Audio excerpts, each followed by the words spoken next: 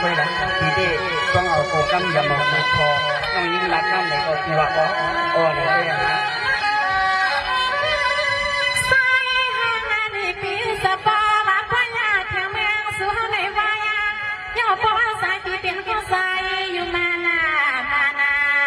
ให้ผู้ในมือตีเทียนคอยดีกระสางตาข้าสางเดียวที่เกิน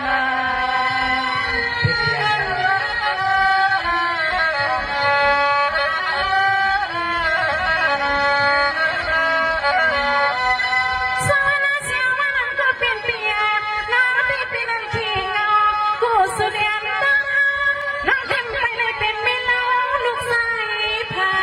วันมาสาวสาววันนั้นมาทำปีดำมาใส่เลยรอพี่เดียเราเนี่ยข่าวพี่จะเสียงว่าไหนพี่เดียยังเคยได้ทางแล้วกันในเลยว่าอันไปเลยเป็นมีไปเลยนี่เนาะสายวันมีเต็งโกมาจองห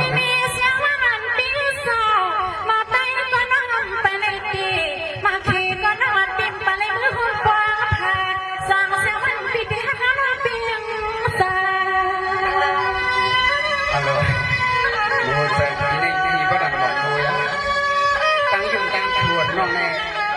ใส่ชุดที่ดีเนาะเสียงอามาบุหันปีห้าเมื่อยังไงพอมีสายหันปีสองปีมายังจำจำหันปีสาม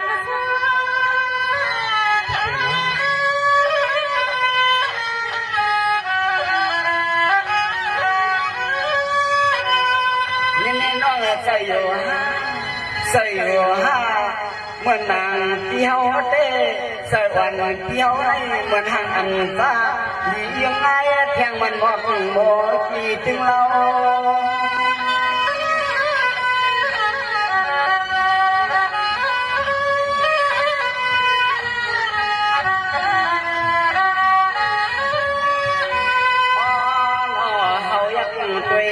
หางหลีหางงามบอกวันให้เห็นว่าหามก็ป้องห่มปลาก็นอนก็มาหลับก็อ่านว่าสู่นอเฮานอนในเล่วางห่วงหูหักกว่าพอเทวหามก็อยู่เดียวในเต้เฮาไปอ่ำยุ่งน้องคนหนุ่มเราเสื้อในติดจังเหียดอะไรน้อง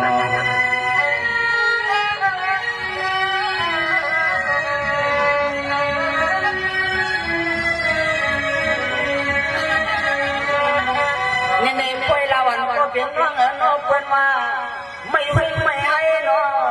ไม่ให้พูดเสียงเรื่องเมืองไทยในนอปว่ามันใหญ่หมดจังนี้นอนบางทีก็ตอนนั้นไม่ให้ไม่นอนจะในทั้งฝั่งนี้ดีนะบัดใครที่จะเสียงว่าไหนไว้หากมีหมกวันไม่นานเนาะสู่น้องเห็นว่าหามก็เกิดเพียงก่อนเพียงมันเยี่ยมก็ลงก็เลื่อนวันนั้นในนี้เด้เฮาไปให้กลางตะกุม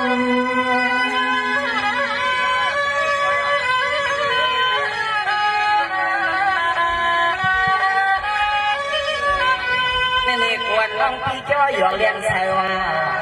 พี่เจ้าเศร้าอยู่ทันหัวทุ่งว่าตรงกลางว่าก็นอนหลับตาหวังเขาให้เป็นเม็ดให้ชวนเมื่ออย่าไปให้เยอะอุสุตัวกับป่วยว่าที่จะซื้อขมุนขบวงมุสลิมมาซื้อห้ามิลลิกว่าที่เมื่อว่ามุสลิมคนห่างนี้ห่างงามอยากยังทำขึ้นในสั่งซื้อมันเพียบเฮาเด็กเก่าหงกองอายุนั่นคนบอกตั้งหาดีหางเล่าเล่ก็ว่าอันเกิดตั้งปีเฮาได้มันยาถูกกว่าจอมปีเฮาได้กวาดนัดจวนแบงเธอ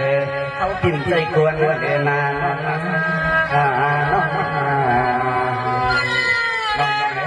พี่จะเสียงสังหารแม่อย่าไปสั่งพี่บอกไปพี่บอกอย่าสิ่งที่ใช้สำหรับผมต่างๆไม่ปัญหาทางให้สวัสดีเมื่อวานมันซื้อไม่มีมาพี่สาวแล้วเมื่อนั่งไปก็หนึ่งเรื่องอะไรพี่ทำเมื่อหรอพี่อันนั้นเป็นเรื่องอะไรพี่จะเสียงบ้าง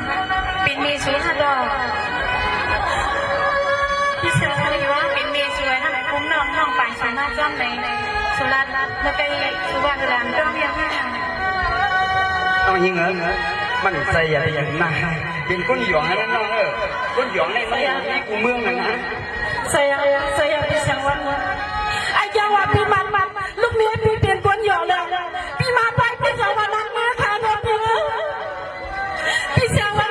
มันบอกให้ดอกสวยก็หยองพี่เป็นมาให้ได้กับลูกนี้พี่ก็ทำได้ละพี่เสียวันสมาเปลี่ยนนะลูกอันด้วยนะลูกพี่ดีด้วยนะก็เป็นลูกพี่เสียวันคนว่าอยากมีมาในกูเรื่องเลยเนี่ยมีหลวงหลวงเรียบไม่มากินบ้านหนูว่ามากินบ้านหนูเดียวมากินบ้านหนูนี่สิบสองตัวไปพี่เสียวันเลยพี่มาไปเมื่อเร็วนั้นพี่มาหาลูกหาเมียอ๋ออันนี้กวงไส้อะไรโอ้โหเป๋าต้องขายเงินนะพี่มาลำเสียพี่เสียวัน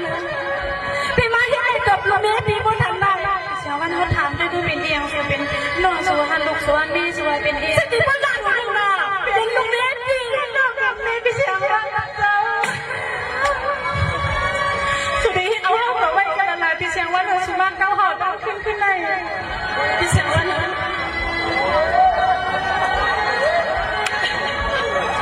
พี่ยาลูกเมียพี่อยู่ที่เฮือนเสียเมื่อสุริดีเขาว่าหามีลูกดีกันสองสุดสลับปันกว่าอาจารย์ว่าสุรุมาหาพี่นั่นมีน้องลูกมันก็สาวน้อยพี่เสียวันพี่มาเห็นเลยทันนาพี่เสียวันอยากสุริให้ได้ยังไงใจสุดท้ายวัวเขาก็มาถัดฐานหน้าตั้งอยู่ห้องเขาเขาวางสู่อยู่ไปเฮ้ยมาดิหน้าชนะฮะพี่เสียวันส่วนมาเอาห้องลูกหลานห้องเมาฮัลโหลมองเพียงดูไปฮัลโหล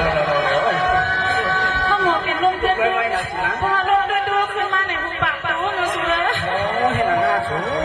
ยังสวยพักเพื่อไว้มันน่ะลมด้วยสุนันกินเยอะมากพอก็สูงหมอหักเลยก็เดี๋ยวนั้นนั่นแต่พี่เสียวันอันนี้เป็นดวงเป็นมีพี่เสียวันเป็นพี่ชายเสียวันมามีลูกมีในตลาดพี่ชายเสียวันน้องยิงพี่ก็รักเตี่ยวรู้น้องมีลงในพี่มีลงไว้ลงได้พี่มีหนึ่งเป็นมีน้องก็คนหนักพี่เสียวันสุดที่เสียสละวันไหนลีปีไหนปีที่กับเปลี่ยนอะไรปีที่กับไว้ที่ไหนน่ะตอนตาเขาก็เป็นลูกเมียปีเดียนเปลี่ยนสังปีมากก็ขยับปีนี้ด้วยกันแค่สั่งอะไรปีมาเห็นอะไรตัวก็เป็นลูกเมียปีคนทันอันนี้มันเป็นน้องที่วันน้องอยู่นั่นเป็นที่กูมาเป็นภูมิกันที่เป็นสั่งเราเองเลยนะโอ้เขาไปที่เฮือนเราอยู่บ้านเราเลยนะไอ้จ้าเขามาเนี่ยเขานั่นโดยสมบัติไทยนี่สมบัติพี่ชายเสียงว่าไหนเขาเดือดดันเลยสิเมื่อเลี้ยวในแต่สุริดันตุกอุกกันเก้ากันก็ดังขึ้นเนี่ยพี่ชายเสียงว่าไหนนามีสิ่งต้องยิงเวลาเป็นนักเบอร์สุในจอดตัวเราเป็นมีหน่อยพี่ชายเสียงว่าไหนเมื่อเลี้ยวในพี่ชายเสียงว่าเป็นยี่สิบเซนค่ะพี่ชายเสียงว่ากูพร้อมตัวเป็นอยู่ก็เลี้ยวได้หลุมมันเลยมันจึงการสั่งว่ายังไงเป็นไรบ้าหรอช่วงนั้นเป็นไรบ้าหรอช่วงนั้นมันมีนิดน้อยมันมีนิดหน่อยเขาเปิดไปมีนิดหน่อยคือกว่าอันไหนเด้สำหรับหลังเยี่ยวเนาะที่ว่าลาไปไหนก็ที่ว่าอันดับไหนก็สำคัญใจที่ว่าลาไปไหนก็ที่สังวันไปทำนาคือก็บ่เตียบเนี่ยไม่แน่ปีไฟเสียวันอะไรเฝ้าลงปีมาลีก็ใจอยากกูมาไฟผู้สุริกูก็ปัญหาเวลาจางเห็นก็เป็นผู้ห้ามวัดเลยนั่นแหละสอนอะไรมันไปเปลี่ยนเป็นเมืองที่นางคนฟังหันอย่ามาพบว่าไทยนอมีเลยพี่ชายเสียงว่าเป็น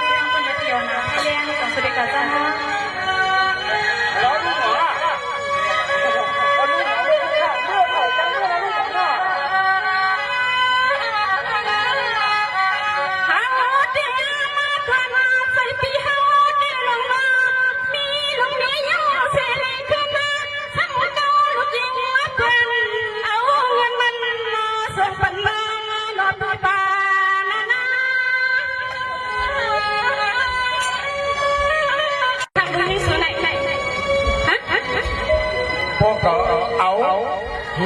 ตั้งในสังเกตว่าเบียดเขาสังเกตห้ามอัน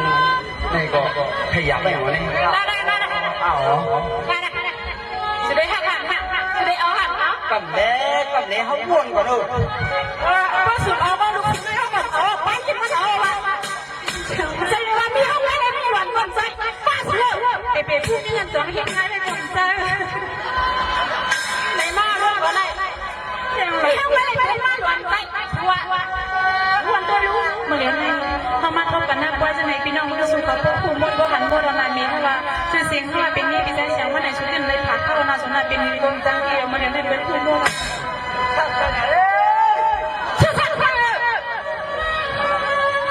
มีนั่งน่ะกับเพื่อนเหรอกับหามีหน่อยเหรอเมียเอาหัวหนามันก็บ้านไม่ได้เอาหัวเอาตาเสียไอ้เจ้าก็ไม่รู้พี่แม่ก็มันผ่านไปยอมเสียงไม่ได้ดินหรอช่างว่ายอมเสียงอินเด็กเสียงมากเขาจะมาเป็นอะไรเอาแค่ชิบเสียก็ได้ไม่เป็นหัวเสียก็ได้นี่ชัวร์หล่อนก็เลยพูดกันเลยไว้ก็ได้ตายอะไรผมไม่บอกใจปลุกมันเลยเหรอยังผมมีใจก่อนนะตายก่อนดิไม่ใช่อุ้งเห็นไม่ดองไม่เป็นไรเสียงเหยาเนี่ยแต่หนูมันจะมีเดียดีเอาเพื่อนเพื่อนอยู่ไอ้เสียงว่า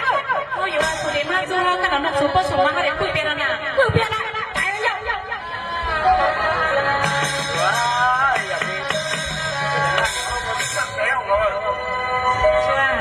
ถ้าสองก็อยู่เกี่ยวๆต้องกัน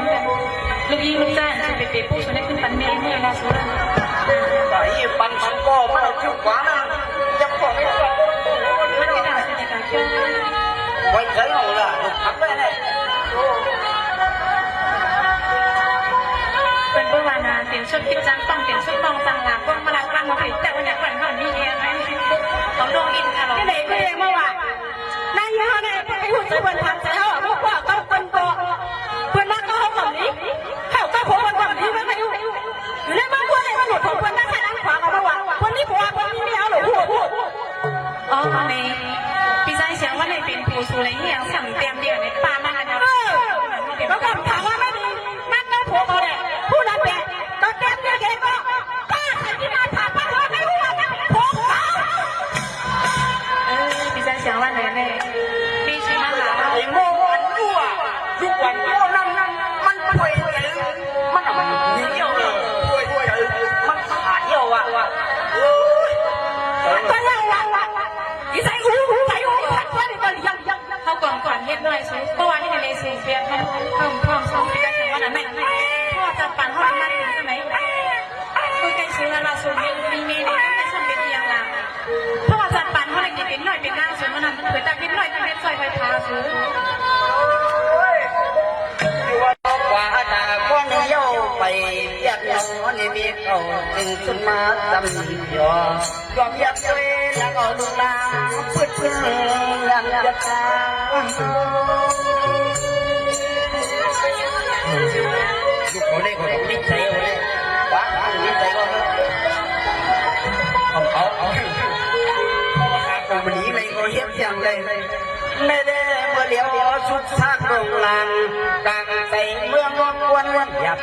เจอเขาเขายังจะมามีผู้หญิงให้มันเป็นไงเขายังจะมามีผู้หญิงให้มันเป็นไงก็เลยขอเย็นว่าน้องเลี้ยงเบิ่งให้ผ่านไปฉันเจอเขาหักกันเองเหมือนหาง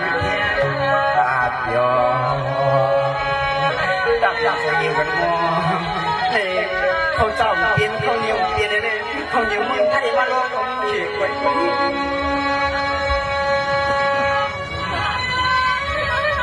เขาได้ถามสุดคนในกำลังสุดเลยพี่ชายเสียงวันสุดเอามานาสุดเอาเขาสุดเอามานาสุดเอาเขาเดี๋ยววันนั้นเราช่วยเดี๋ยวเขาเด็ดทำได้ช่วยตอนช่วยเด็กขึ้นเอา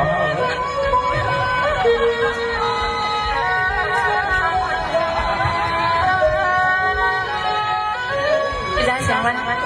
น ถ้ามีหัวใจกวนใจเป็นสิ่งหนึ่งไปถอนในงาน